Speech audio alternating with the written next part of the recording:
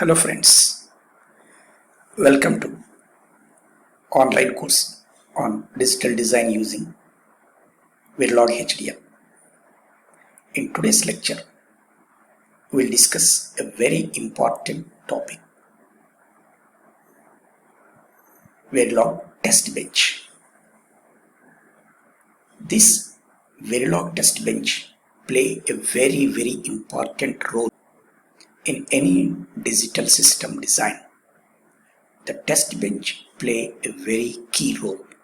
So, for any fresher or beginner, you should understand the basics of this test bench. That means, what is a test bench, how a test bench is developed, and how a test bench helps to check or verify the correctness of the design.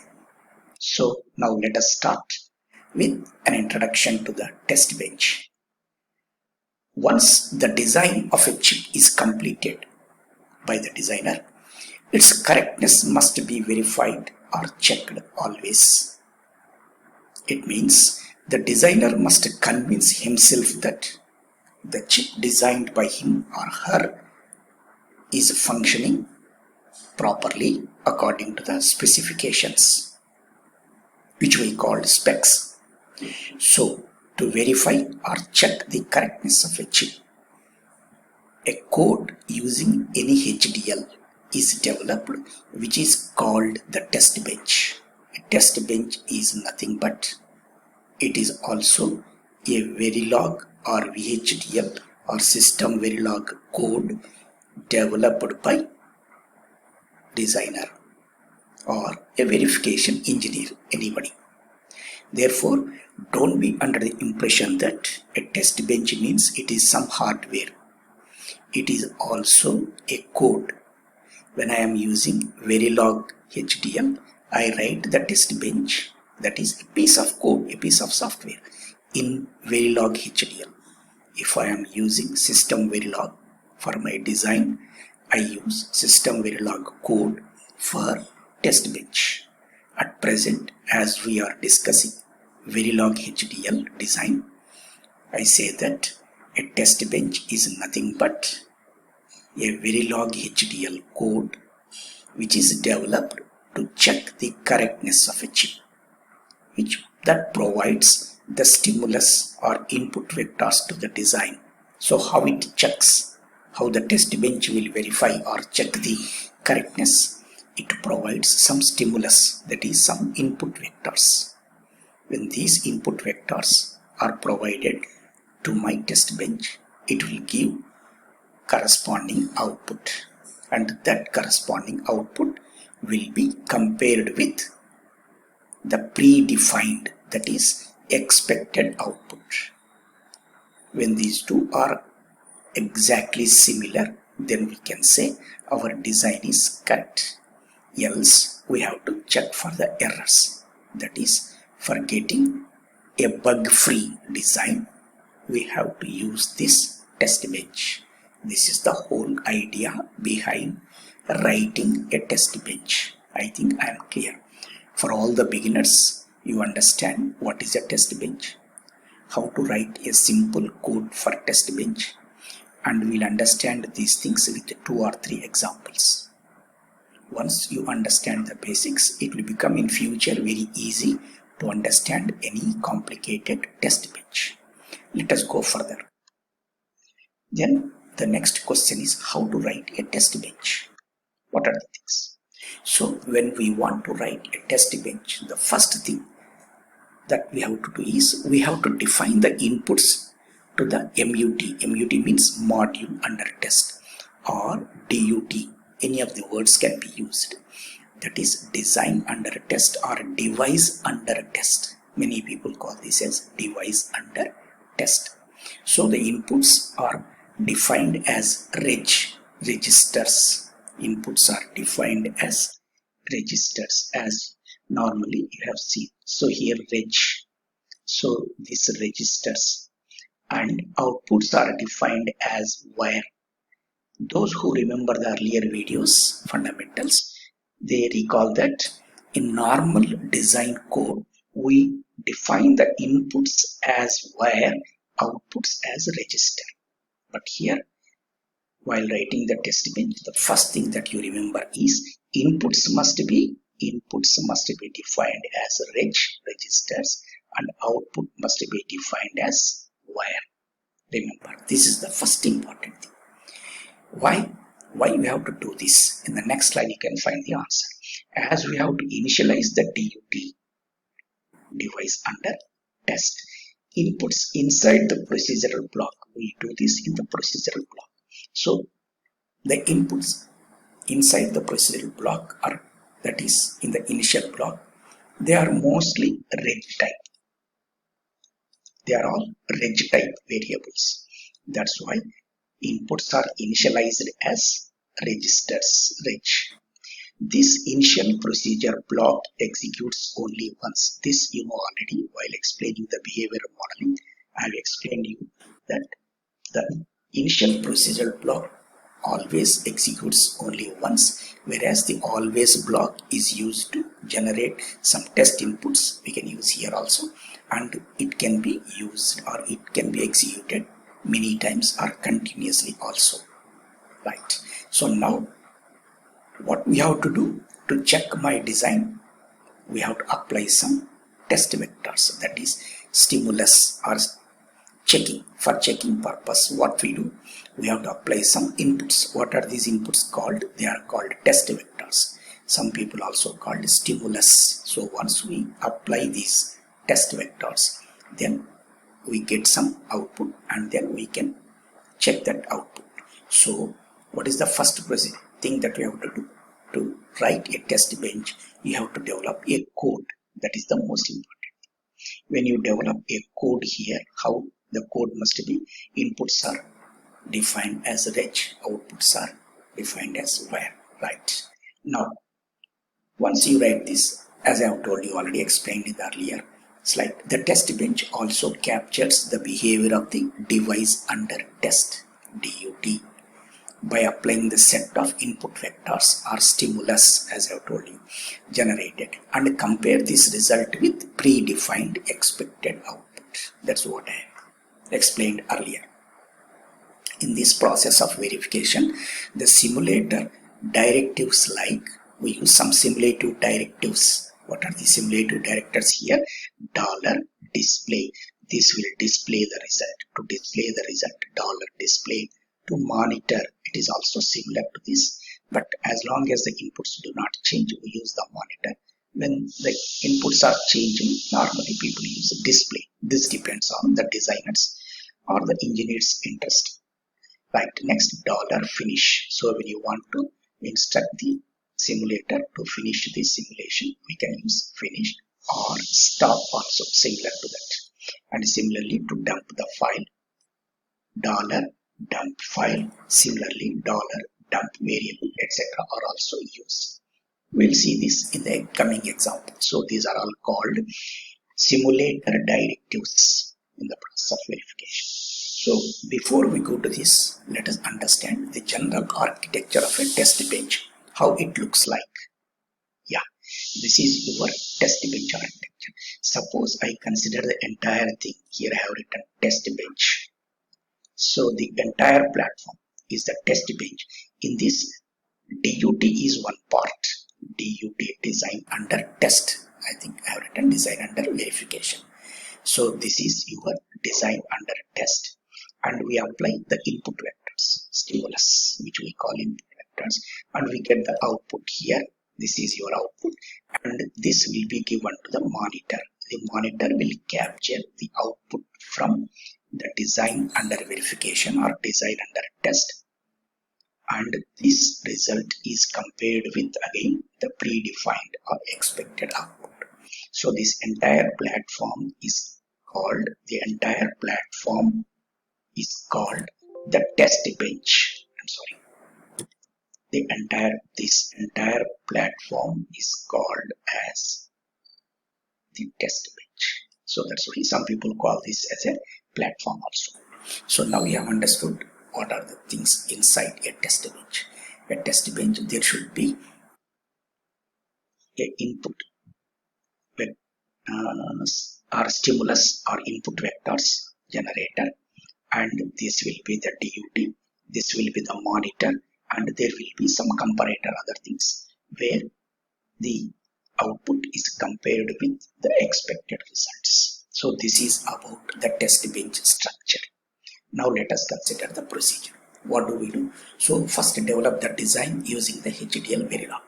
That means what is this design? For example, I want to develop a half adder. I want to develop a NAND gate. I want to develop, for example, an up counter. So first we have to write the code as usual using your Verilog. Next, second, develop the test bench code using the same HDL Verilog. So similar to this, again you also develop test bench using your Verilog. That is, you develop the test bench code. Then instantiate a copy of the design. This is the most important. I will show you in the example what is the meaning of instantiation. I have told you in the earlier videos, it is calling, invoking. So instantiate a copy of the design which you have already developed into the test bench. Now apply, that is connect different input vectors. Physically I can see connect, though it is wrong, just only to make you to understand. So in the earlier video you have seen here, that means to make you to understand that here we are connecting, actually we are applying here. So this is apply the input vectors or stimulus to the design under test. Then capture the output. We will capture here, the output is captured by your monitor which you have here. The monitor will check this, will capture this output, and then the comparator will compare this. So compare the output of the DUT to the monitor, capture the output of the DUT to the monitor, and compare the output of the predefined expected results. This will be compared with predefined expected results. So this is the most important thing. Now, if the captured output result is matched with the predefined expected results, then the design is bug-free. As I already told you, the design is bug-free only when there is a perfect match. Else, the designer is asked to redesign according to the specifications or remove the bugs. That will be the important thing. So this will be done by, all this test bench business will be normally done by verification engineer. So the verification engineer normally. So very rarely there will be same person, that is a design engineer and a verification engineer. So these two are normally different activities. So the verification engineer will verify using a test bench the validity or correctness of a chip. Right. Now I will try to explain these things with some simple or very simple examples. Assume that we want to design a NAND gate and design a test bench for this. How do we do this? First, as I have told you, what was the first step? Develop the Verilog code for the design. So what is that? As you know, module. This is very clear. I have chosen the name of the module as my some NAND. What is the output here? Y is the output. A and B are inputs. So here I have defined inputs. A and B are here also. A is the input. As you know, B is also the input. Y is the output. So I have defined here as output is Y. Now I am using some data flow model where the output assign Y is not of inversion of A and B, because not it is a NAND gate. A and B of negation. This will become the NAND gate operation. So apply this logic here. Assign Y is equal to negation of A and B. Of course, end module. This already have seen in the earlier videos. It is a simple example of designing a NAND gate. I have taken, because you are all freshers, I have taken a very simple example of NAND gate. Now let us develop the test bench. So what is the first thing? You have to use the same procedure I have told you. Module. Correct. Next, what is the name of the module? TB. Normally people use. They even write the full name also. But generally TB, test bench. Its name is NAND gate 2. Understand or to know correctly this, so I have written TB test bench NAND under gate. right? This is the most important thing. The second thing is the most important thing. Remember here, as I have told you earlier, output is defined. Why is output is defined as wire, and inputs are defined as reg. That is the next thing you have to do. Module name. Outputs are wire, inputs are reg. Then what is the next thing that I have told you? I have told you to instantiate, you call or invoke. So here, what was the name? NAND gate. So what is this? Unit under test. So just this is a very optional. You can write it or not. Or you can even write NAND gate means ND or 1, anything you can use. This is totally purely optional. So NAND gate, what were the outputs that you have chosen? Y earlier. A is the input, same thing. B is the input. So I have instantiated the NAND gate, which I have already verified, which I already developed in my earlier. So this was the NAND gate which you have seen already, which you have already developed. You remember this. So this is instantiated, called here. So once I call this, then initial begin. You have seen in the earlier lectures that initial block always initializes the vectors, input vectors that are used during the simulation. Now your simulation has to start. How the simulation must be done here? So here I have written A is equal to 0, B is equal to 0. Input vector A and B are inputs, as you know. Make A is equal to 0, B is equal. If I don't mention any time here, they start at the time 0 units. Then after 10 units of time, A is 0, B is equal to 1.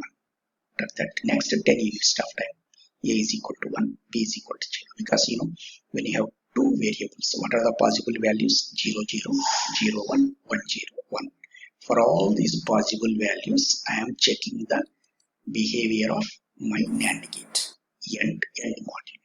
What is this actually called? It is called the test bench. So it is the name of the test bench by module.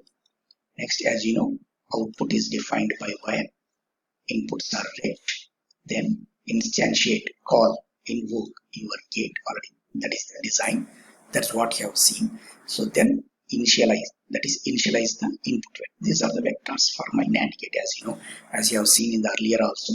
So here A and B are the inputs vectors. So use these things and then apply the what is called as input vectors AB and verify. This will give you the result output of this. And as you know, automatically this result will be compared with your expected, as you know, the expected. That is, the designer knows how the NAND gate should work. So these results will be compared. I'll take one more example, a half adder. So what is the procedure? First you have to design the half adder here. So here I try to design my half adder. As you know, in a half adder you will have two inputs A and B, and you will have two outputs, sum and carry. 2 bits are added and you check the sum and carry here. So let us see how we check the sum and carry here. First you have to write the code, design module. So this you know already, module, then name of the module, then inputs and outputs, SC, and then since it is only design, I use the normal procedure. A, B are inputs, S and C is the output. Then what is the model? Data flow model, simple model, assign S is equal to A XOR B. As you know already, this assign data flow model. So sum is always A XOR B and carry is A, logical and B. A and B I have chosen. These two are this. End module. Of course, E is a small letter here. Then what we have to do here? Once I write the code, now we have to develop the test bench. You have to write the test bench. What is the procedure? Same, similar to Verilog code, module tb test bench underscore half adder. What are the inputs here? A and B. Now A and B are defined as or assigned as reg, as you remember well in the earlier example also. Inputs are reg. What about the outputs? Outputs are S and C are wire. Inputs are reg, outputs are wire. So then what is this part? Next we have to instantiate the design. What was the design name? This was half adder with output S, output C, input A, input B. You remember these things already, which I have told you many times in the earlier slide. Then what is this part? This is nothing but initializing the input vectors A and B. If it is a half adder, I have only two inputs, two outputs. If it is a full adder, I have three inputs, A, B, C, that is C in, and outputs sum and carry out. So since it is only half adder, I have chosen some arbitrary time. So it is only after 5 units of time. It need not be 5. It can be 10. It can be 1. It can be 20. It can be 100. Anything. So I define some time arbitrarily as after 5 units of time. First, after 5 units of time, A is equal to 0, B is equal to 0. Suppose I don't write anything here. Suppose I don't write anything. When it will start? It will start at 0 units of time. Immediately it will start. So this will be 5. That is after 5 means after 10, after 15, after 20. So after 20 units of time, this will be applied. And then it will give the output. So when you choose this output on the test bench, those you have the simulator, either Xilinx or Model Sim or any other. So you can see that through a waveform, you can see the result. So in the next video, I'll try to show you how to simulate these things on a simulator also. At present, let us complete the theory part of this.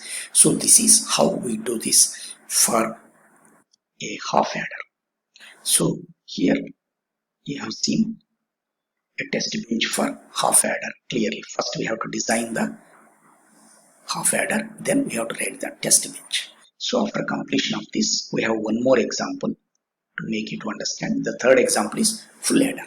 I have told you in half adder you will have two inputs, but in full adder I have three inputs, A, B, C.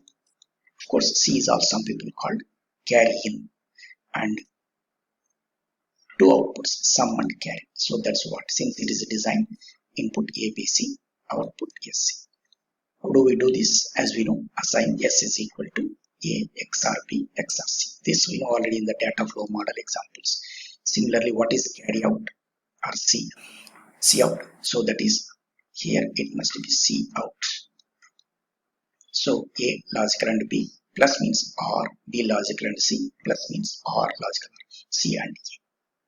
So now this is the end module. Up to this we know this is nothing but your code, Verilog code for your full adder.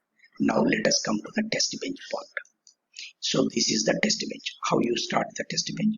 As you have already seen, the first name is module TB to indicate that full adder. What are these inputs A, B, C? How do we show them? They are indicated by red. I have repeatedly told you this also. Then in the next one, output is C not carry out, as you know. Similarly, S is also output. How these S and C not are different? They are considered as type wire. They are considered as the type wire. Now, so how do you instantiate this? Now I have to instantiate. I have to invoke the design. Here I have. So S is the sum, C is the carry, A, B, C are the inputs. Now this part is your initialization, which we call initial block. So here I am initializing the input vectors. Saying I have chosen some 5 units of time. #5 random after 5 units of time. Make A is equal to 0, B is equal to 0, C is equal to 0. A is equal to 1, B is equal to 0, C is, and so on. So according to these input vectors, this test bench will give the output, and this output will be captured and compared with the standard expected result. Once both are same, similar, same, exactly matched means your design is bug free, no errors. Otherwise we have to again redesign the system. So this is about full adder. Similarly, I have given another example for up counter. So up counter will start from 0, 0 something and it goes up to 1, 1, 1, 1. So here I have chosen module, same first design and up counter name, and here I have chosen slightly different method. Here itself I have defining direction as well as the ports. So 7 down 0 out. So this is output is defined with what is called a logic 8-bit output. Similarly, inputs are that is like clock, reset, etc. So now as usual, but here I have chosen a behavioral model always at the pause edge of the clock. So whenever clock goes to pause it, if RST means if reset is high, if reset is set, it's 1 means begin out is equal to, it is an 8-bit value, size is 8-bit, binary value, make all 0. That means the counter will give you 0, 0, 0, 0. Because output is, if I choose the output as an 8-bit, here you can see, that means it will be 0, 0, 0, 0, 0, 0, 0, 0, 8 bits. So first everything is 0, end. Else if enable, if even enable is set, then begin out plus 1 is out. That means increment this counter by 1. This is a loop. So since there is an always, this will be continuously done. So all the out plus 1. So end module. This is, you have seen already the up counter design. Here what we do, I now develop the test bench. So same module test up count. You see earlier I have chosen TB only to just to be clear with you. I need not use always TB. I can use simply test up count only to give this idea. I have chosen a different name here, test underscore up count. As usual, you know what is the output must be always defined as wire. Inputs must be clock, reset, enable must be defined as reg. As you know already, this is registers, this is wire. See, and here I have instantiated. What is this module instantiation? I am calling the design up count UUT unit under test. This is optional. I have already told you. Out, enable, clock, reset. This is out is an output. Enable, clock, reset. These are the inputs. How do you apply the now input vectors here? How it generates? Initial begin. This is your initial block. Clock is equal to 0 initially. Reset is equal to 1. Enable is equal to 0. And what is this? A time delay of 20 units of time. I told you this time is arbitrary. You can choose 100, you can use 10, you can use 5, anything. Now, end. This initial block is end. First, I have initialized here the input vectors. For this value, clock 0, reset 1. When this happens, so what will be the next? So now let us again initial begin. Here what I am doing, I am initializing with the different values, inputs and outputs. How I am defining? After 10 units of time, make RST is equal to 0. Enable is equal to 1. That means RST is equal to means don't reset it. RST is 0. RST is 1 means reset it. So when you do not reset, when you enable this, the counter will start function. End. Again, always begin. After 100 units of time, clock is equal to inversion of clock, not of the clock. And again next after 100 units of time, $stop. I have told you these are all simulation directives used during the verification or testing. End. That means this total counter will count, that is will work almost from the beginning. If you see after 100 units of time it stops 100 units of time it stops counting. Otherwise after every 100 units of time, suppose this is my clock or this is my input, so I am asking the clock to become invert. That means this will become like this only. Don't bother about the width of the clock. So just only an example. So this will be done here. This clock. So this will be assigned to this. Clock is always inverted. That means obviously it will take the next phase of this operation. So that's how we write the test bench for up counter. Similarly, I have chosen another very interesting thing called self-checking test bench. What is the meaning of this self-checking test bench? In majority of the cases, what happens is, because you are all freshers or beginners, I have chosen simple example. But in practice, what happens in a system or in a digital system, there may be large number of input vectors. Here in the earlier examples, input vectors were either 2 or 3 something, less number. If you see the AND gate, OR gate, etc., we have only A, B, C. For this 2 power 3, it is a 3-bit total. There were only 8 options. So, but when you consider some complex systems, in that case, input vector number may be very large, very large. Then to check them through graph or to check them through values, it becomes very difficult for the designer to actually check. Therefore, what the designer will do, instead of checking manually by himself, he will write a test bench which checks the error itself. That's why it is called a self-checking test bench.